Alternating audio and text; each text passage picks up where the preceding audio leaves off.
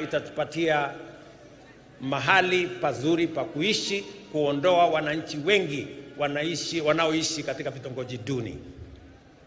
Na mimi nataka niseme ya kwamba vile mmeuliza, mmoja wenu ameuliza ya kwamba mnataka kutumia payslip katika kuaccess mambo ya affordable housing. Hiyo ni maneno mzuri sana.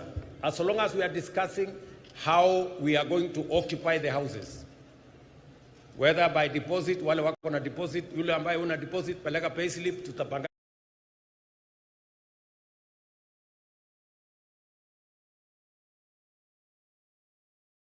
tufanye kazi hiyo kwa pamoja. Na mimi nataka niwaeleze ya kwamba Kenya itabadilika. Nilikubaliana na watu wa China.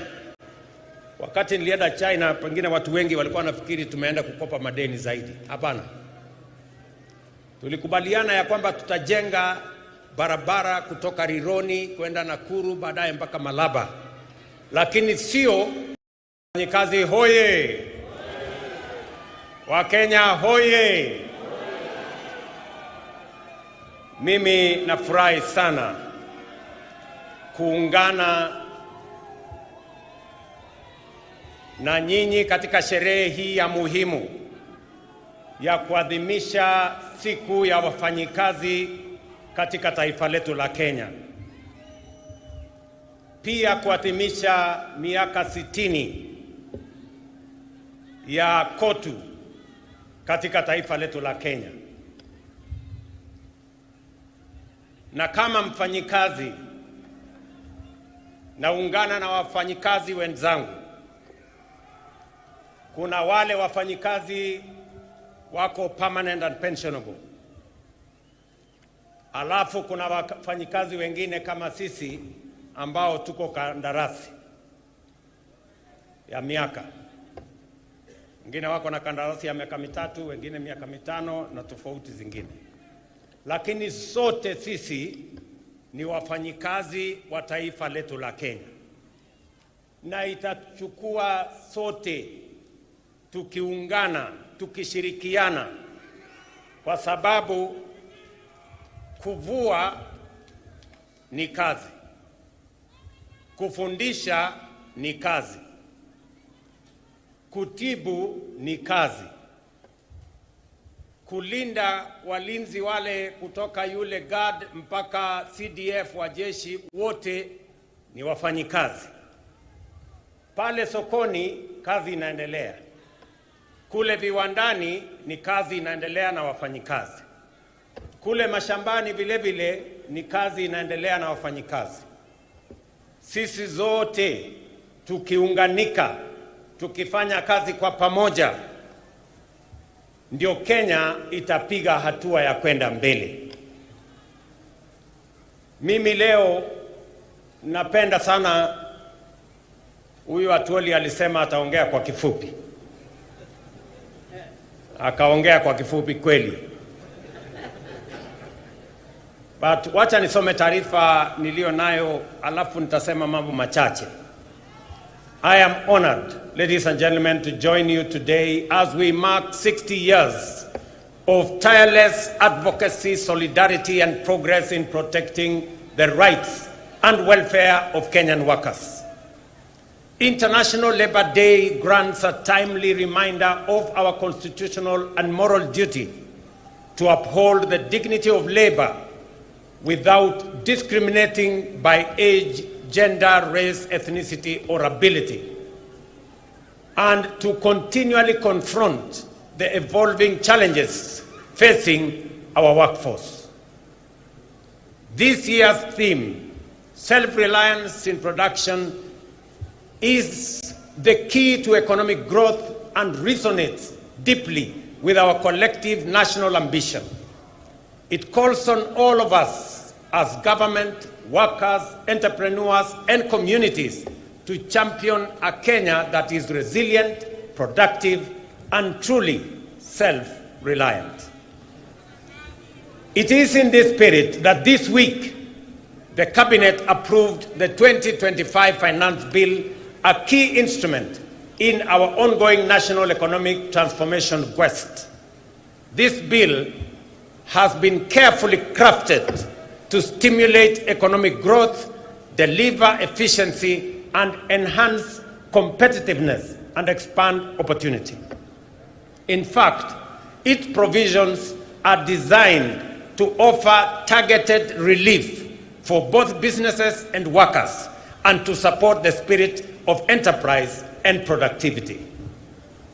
Notably, to improve workers' take-home pay, employers will now be required to apply eligible tax relief and exemptions directly when calculating pay as you earn, a significant shift from the current system where such reliefs can only be claimed from Kenya Revenue Authority.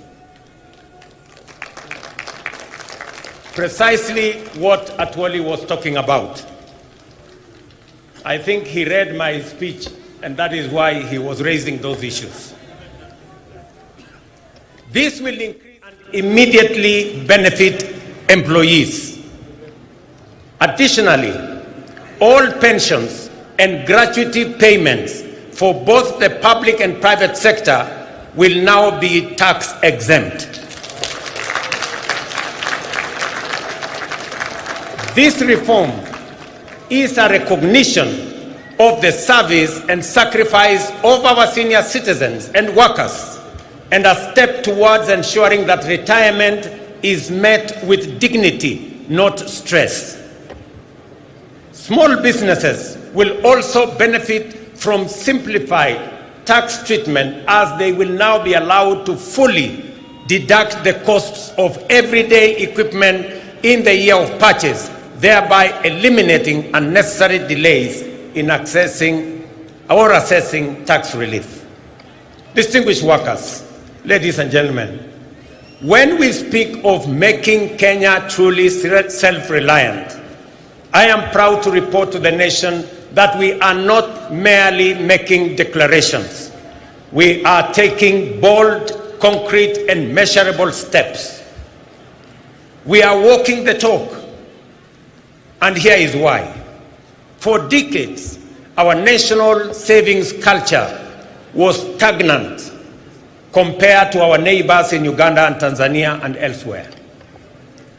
Until 2023, just 2 years ago, the average Kenyan worker saved only 200 shillings a month through the National Social Security Fund. Over a span of 60 years, we collectively as a nation managed to save 320 billion. In 2023, we operationalized the law mandating a savings contribution of 6% by both employee and employer, and the result has been remarkable and impressive.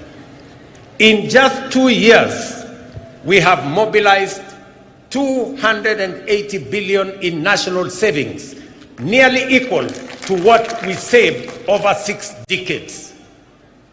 By end of this year, we will have doubled that 60-year figure, and by 2027, we project to have raised close to $1 trillion in domestic savings. Kenya's savings to GDP ratio currently stands at between 10 and 12%. Depending on the calculation you apply. My intention is to raise GDP or savings as a percentage of GDP to 25% in the medium term. That will enable us as a nation to build a pool of resources that we can use to lend to the SMEs and the private sector, and we can grow more businesses and reduce the cost of borrowing, so that the double-digit borrowing of 18% or 20%, it is not possible for us to grow our economy, to grow more business, to expand enterprise if the cost of borrowing money is high. We must bring it down to single digit. And the route to bringing it down to single digit is to build greater savings in Kenya. I want to thank the Kenyan workers. I want to thank Dr. Atwoli and Kotu and FKE. When we sat down with them, they saw the point when I made the case to them that it is time for Kenya to measure up to what other countries are doing, and we have to make the necessary decisions so that Kenya can build savings in a manner that it will help us, one, reduce old age poverty. When I came here for celebrations, Atwoli here told me Kenya is number 92 in the worst countries with old age poverty. Because if you save 200 shillings, when you exit at 60, maybe the entire savings you will have made is like 70, 80,000. 70, 80,000 will not last you 2-3 months. And that is why after retirement, many workers die. So we must make sure that after retirement, all workers will have a decent livelihood and they can have a good measure of pension, and also make sure that they can have monthly income coming from their hard-earned savings when they had the energy to work. The blueprint of our inclusive plan in the bottom-up economic transformation agenda is anchored on 5 key pillars: agriculture, micro and small enterprises, universal health care, affordable housing, and the digital and creative economy. I must stand here to thank the Kenyan workers from across the divide. You all remember that in 2022, we had challenges of food insecurity. We had challenges of inflation. We had challenges of exchange rates. I want to say and to report to the country that after 2.5 years, our Kenyan farmers have done a tremendous job. They have produced food. We have supported them. We increased our maize production by 40% in the last 2 years. We increased our production of coffee. We increased our production of tea. We have increased our production of sugarcane. And today, our import bill, importing maize or sugar or the other commodities, has gone down because our farmers are producing more than they have done before. We must commend them because they are working for the people of Kenya. I must also say that because of the interventions that we have made, inflation has come down from 9.6% to 3.5% this year. Exchange rate has come down from 165 to the dollar to now 129 to the dollar. We have expanded our foreign exchange reserves by 2.4 billion shillings. 240 billion shillings. So we have made progress. And that is the reason why the IMF last week listed Kenya as the 6th largest economy. In 2022, Kenya was the 8th largest economy. In 2.5 years, we have managed to overtake Angola, we have managed to overtake Ethiopia. Now Kenya is the 6th largest economy in Africa. In fact, it is the largest economy in East and Central Africa. And it is because of the Kenyan workers, the collective effort of our farmers, of our workers in industry, of our teachers, and everybody else that has contributed to moving Kenya to where we are today.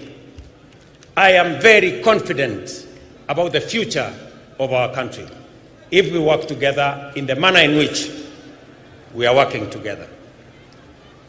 In agriculture, our overarching goal remains to make farming profitable, stabilize farmer incomes, and secure national food security.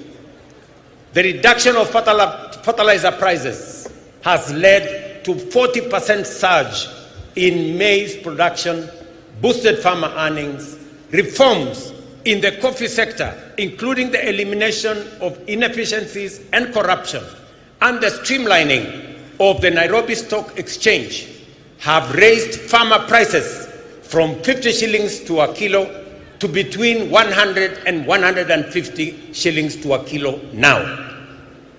Similarly, reforms in the sugar sector have revitalized the industry, leading to record production, better incomes, and bonus payouts for farmers, while creating thousands of new jobs. I recall with very deep personal satisfaction seeing Mama Redempta Makoha of Mumias receive a bonus check of 80,000 in January this year, money she has proudly used to advance her well-being. That is what real impact and transformation looks like. And let me assure the Kenyan workers and the representative of the Kenyan workers, we've just completed the leasing of the 5 sugar factories of Kenya. They will now be commercially run by private sector players who have the acumen, the resources, the know-how on how to run business. And I want to assure you that no worker is going to lose their job. In fact, with the increased efficiencies, with better performance of these factories, we are scheduled to hire more workers so that we can drive our sugar industry. Our affordable housing program is another flagship initiative delivering real impact. By end of April, it had created 250,000 jobs spanning architecture, engineering, urban planning, masonry, carpentry, plumbing, electrical work, while reinvigorating local economies. I proudly saw workers from affordable housing in this meeting, and I want to commend them for the transformation they are carrying out in the Republic of Kenya, not just in Nairobi, but everywhere else. This program will, in the next few years, expand home ownership across the country. Ladies and gentlemen, the MSME sector remains the greatest untapped reservoir of employment in Kenya today. Our commitment to unlocking its potential is resolute. The Hustler Fund continues to deepen financial inclusion and support entrepreneurship at scale. To date, over 25 million Kenyans have accessed nearly 70 billion through the fund, with over 4.5 billion saved, mobilized in savings. We have also introduced a 9-band credit rating system to formalize credit histories and unlock new opportunities for those without traditional collateral. Already, more than 4.5 million borrowers with A and B rating have qualified for the Hustler Fund Bridge product, linking them to commercial banks and paving the way to the formal credit market. Over 400,000 have transitioned to this product, with some accessing up to 150,000 without security, without title deeds, without logbooks. They can now have access to 150,000. These borrowers are the future of our enterprise and economy. Ladies and gentlemen, our education, we are closing the teacher shortage gap that existed in 2022 of 116,000. We have recruited over 76,000 teachers in the last 2 years. And we have set aside another 2.4 billion shillings in this year's budget to hire additional teachers, 20,000 of them, with effect from January next year. Further, the government has allocated another 1.6 billion for capacity building for teachers and another 1 billion for the promotion of teachers, so that we can have them assist us produce more human capital and more workers with skills and competencies to manage our economy and to run our country. This investment has improved student-teacher ratios, enhanced literacy and numeracy, and generated stable employment in communities across the country.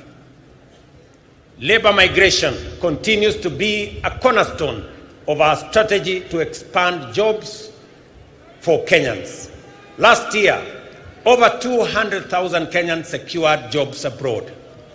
This year, we are strengthening our efforts through targeted recruitment and bilateral labor agreements. The newly opened Labor Attaché office in Berlin will help operationalize these partnerships and serve as a strategic hub for accessing opportunities in the broader European countries or European Union of 26 countries. The net well-being of workers is incomplete without health security. I am pleased to report that over 21 million Kenyans have registered under the Social Health Authority, up from 8 million under what was NHIF. This is a monumental leap towards universal health coverage. I urge every Kenyan to register, and I am happy that every day I watch the SHA portal, and every day between 45,000 and 50,000 Kenyans register. They are assessed, and we are moving the country towards universal health coverage. We are overcoming the teething problems that existed, and more Kenyans are beginning to realize that we can have universal coverage, reaching out to as many Kenyans as possible. Distinguished workers, ladies and gentlemen, the right to join a union for protection of the values of fair pay, safe working conditions, and the right to unionize is a constitutional guarantee. I have directed the Ministry of Labor and all relevant agencies to ensure that even employees under outsourced contracts can freely join trade unions and benefit from collective bargaining frameworks. Additionally, I am also pleased to announce that Kenya will ratify the two critical ILO conventions. ILO Convention number 189 of 2011 on domestic workers to safeguard their dignity and rights, and ILO Convention number 190 of 2019 on eliminating violence and harassment in the world of work. Dr. Mutua and team, you know what you need to do so that when we come here next year, we will report to the Kenyan workers that we have ratified and we have concluded our work. As Dr. Atwoli has said, when we agreed to enhance pay by 6% last year, there ensued a debate, and some of the employers have not implemented the 6% we agreed on last year. It is not right, it is unacceptable, and I am directing the ministry to work with the head of public service to ensure that every employer makes sure that we implement the 6% increase of salary that we agreed upon last year, and to quickly embark on the exercise to put together the next agreement so that we can take it forward in the next time. To all of you as the Kenyan workers, I agree with Dr. Atwoli that the city of Nairobi is the face of Kenya, and we must live in the city that has dignity. And I have joined hands with the county government of Nairobi to make sure that we complete all the link roads to make sure that the city of Nairobi has motorable walkways and decent roads in different estates, especially in the informal settlements. We have also agreed with the city of Nairobi on how we are going to clean this city. As I talk to you, we have 20,000 young people under the Climate Works arrangement, because I made a commitment that we are going to clean Nairobi River and make sure that we develop additional social housing for the people of Nairobi to give dignity to the city of Nairobi.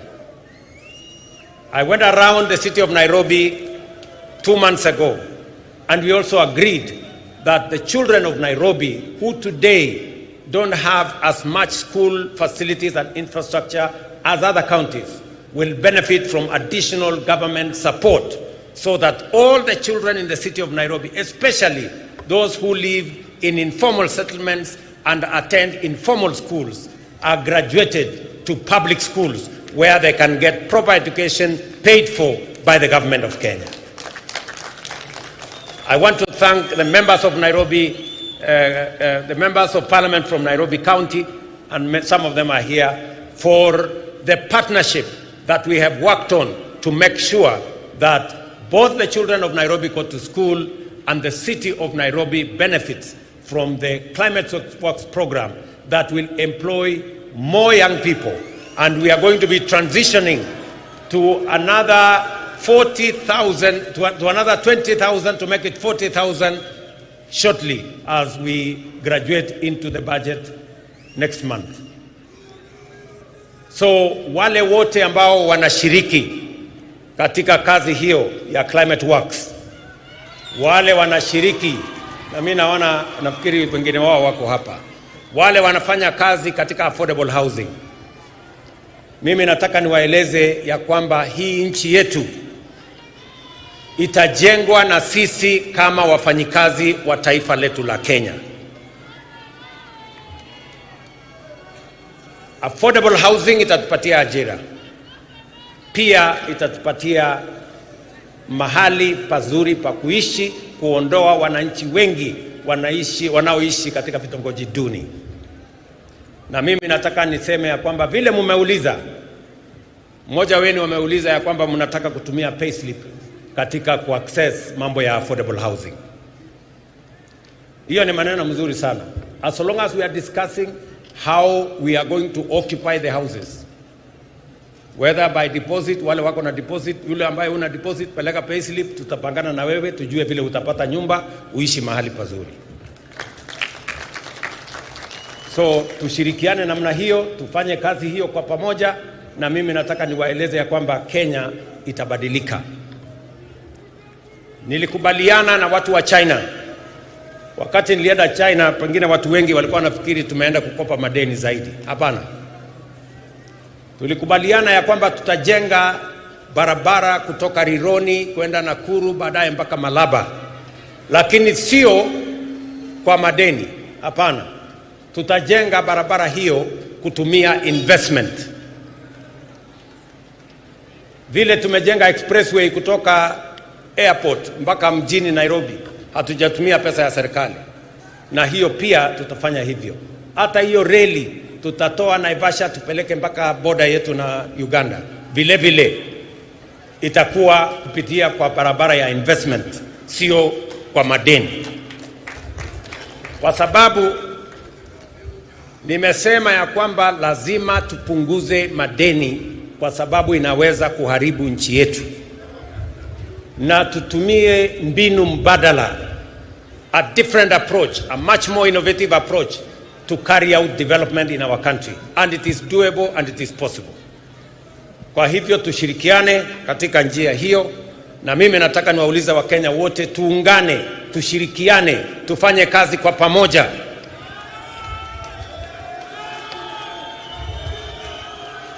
Uchaguzi inakuja 2027. Na Wakenya wataamua mambo ya uchaguzi 2027. Kwa sasa tushirikiane, kila mtu afanye kazi mahali ameajiriwa. Ikifika wakati huo kutakuwa na mtihani, 2027 kutakuwa na mtihani. Wale watapita mtihani wataendelea, wale wataanguka mtihani wataenda kulima, na dunia itasonga mbele. So Kenya inatakikana tuwe namna hiyo, tukijua ya kwamba tusiharibu muda wetu mkubwa tukigombana, ugomvi pande hii, sijui nani atafanya wapi, sijui nani ndio nini. Hiyo ni mambo ambayo haiwezi kutusaidia kwa sasa. Kwa sasa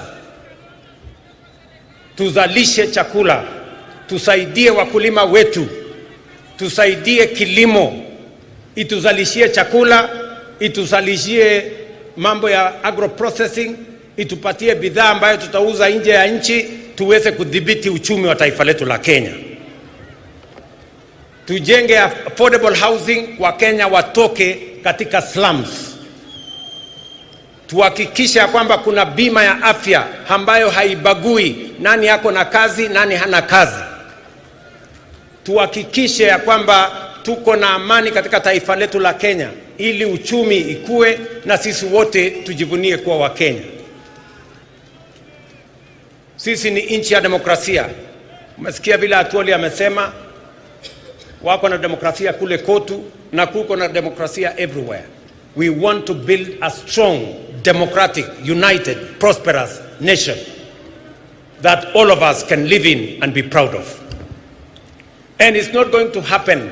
We are going to make it happen. And it's going to be a product, a prosperous Kenya is going to be a product of decisions that we make. We cannot be prosperous if we don't make the right decisions.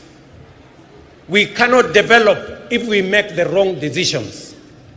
We must make the right decisions for the country to grow. And I want to promise the people of Kenya that I will always make the right decisions to make sure that Kenya makes progress. Because I owe it to the people of Kenya to make the right decisions. Sometimes they may not be popular, but they are the right decisions that will change the destiny of our country. If I did not make the right decisions in 2022, if I did not stop the subsidies of fuel and unga and all the other things, we would not be talking today that Kenya is the 6th largest economy in Africa. We would be talking about something else.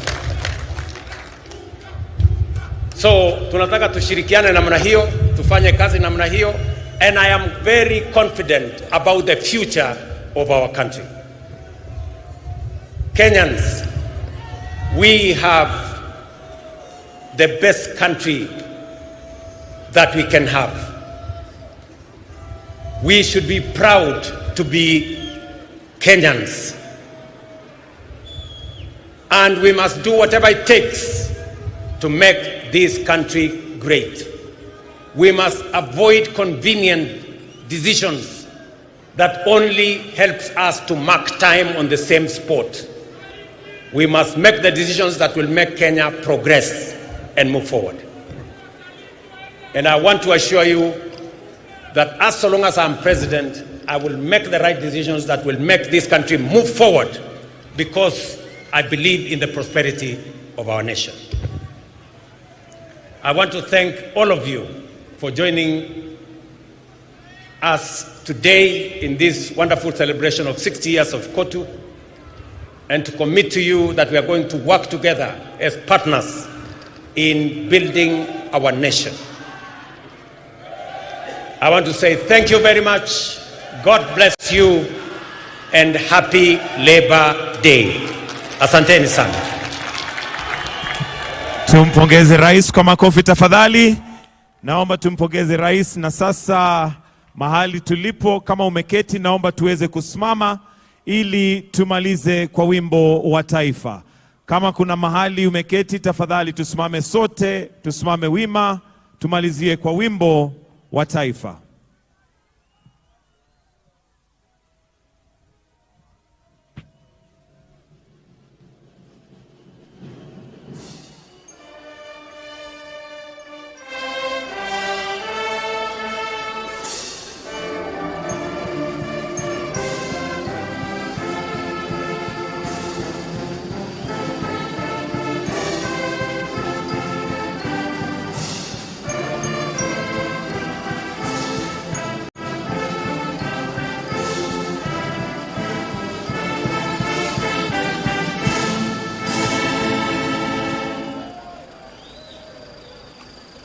Tusalie mahali tulipo tukimpatia Rais wa Jamhuri ya Kenya, Rais Daktari William Samoei Ruto aweze kutoka kwa starehe zake.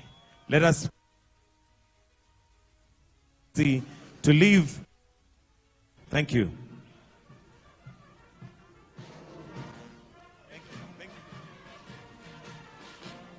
Shukran kwa Mheshimiwa Rais anapoondoka.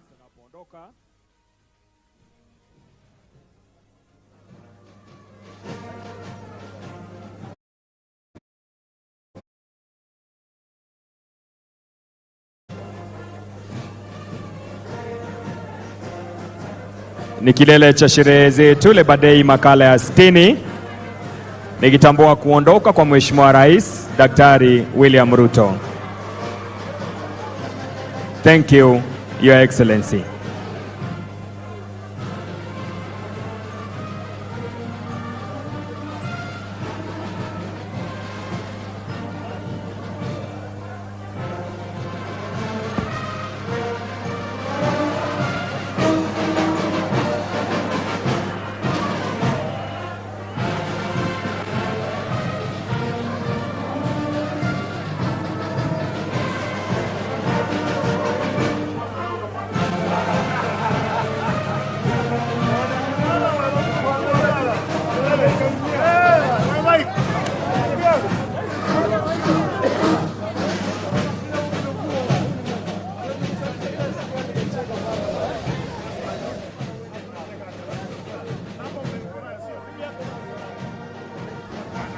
Najua sasa tutumie